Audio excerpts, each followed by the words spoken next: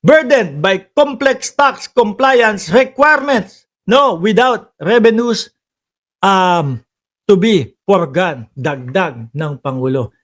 Ang Pangulo, mga boss, talagang talagang all out po siya, nasugpuin po yung korupsyon sa ating bayan.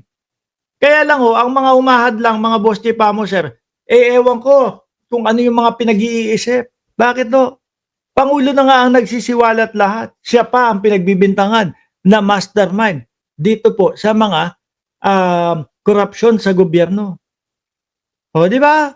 Ngayon mga bossing, naku eto. Mukhang mukhang may magbabalik, mukhang mag-iiyakan na naman yung mga DDS, mga kababayan. Bakit mukhang may magbabalik sa Senate Blue Ribbon Committee. Wala pong iba kundi si dating committee ng chairman, dating chairman ng Blue Ribbon Committee, mga kababayan. Wala pong iba kundi si Senador Ping Lacson, mga bossing.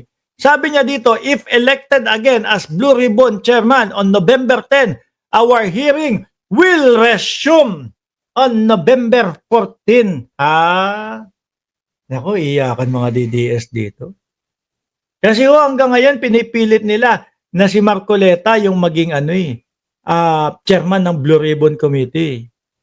Yung iba nga, sila Greco nga, parang ang pagkakaintindi ko, gibain na daw yung ICI. Tapos ibalik na lang daw yung investigasyon ni Marcoleta sa sa pagiging Senate Blue Ribbon Committee. Wala nang magbabalik at walang may gusto na makabalik si Marcoleta bilang chairman ng Blue Ribbon Committee.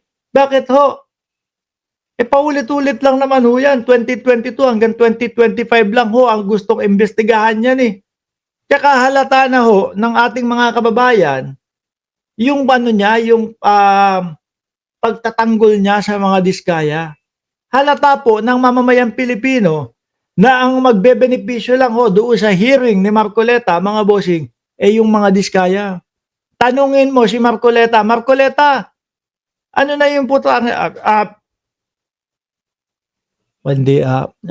Puto, sabi ko puto. At tanungin mo, Marcoleta, ano na nangyari doon sa hinayupak na kuryente na 2,000 pababa magiging libre sa mamamayang Pilipino?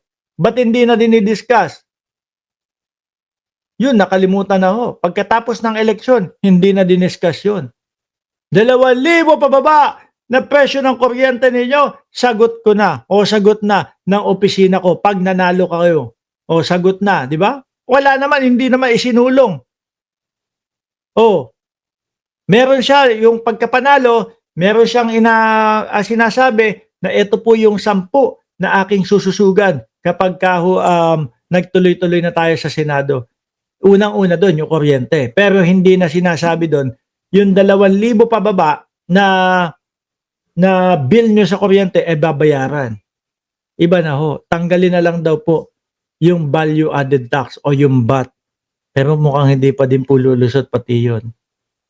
Di ba? Inaasikaso kasi ni Marcoleta si Gutesa. Nasaan na si Gutesa? Pinagmamalaki ng mga DDS. Gusto pa din yata na pati si Gutesa patakbuhin bilang senador mga kababayan. Akalain nyo yun minsan lang nila nakita. Pero yung minsan nilang makita, gusto patakbuhin na ng senador. Yung pamali-mali po na mga sinasabi ni Gutesa doon sa kanyang affidavit, gusto pa patakbuhin bilang senador. Di ba? Tuloy.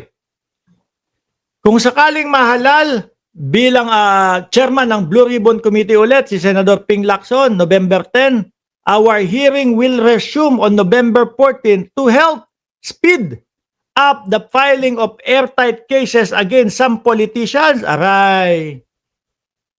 Kay Senator Ping Lacson walang walang kasenador wala kahit nakakapwa ko kayo senador makakasuhan kayo.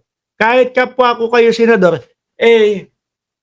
aanuhin namin tawag dito, iimbestigahan namin kayo. Ganoon kay Senator Ping Lacson, kay Marcoleta.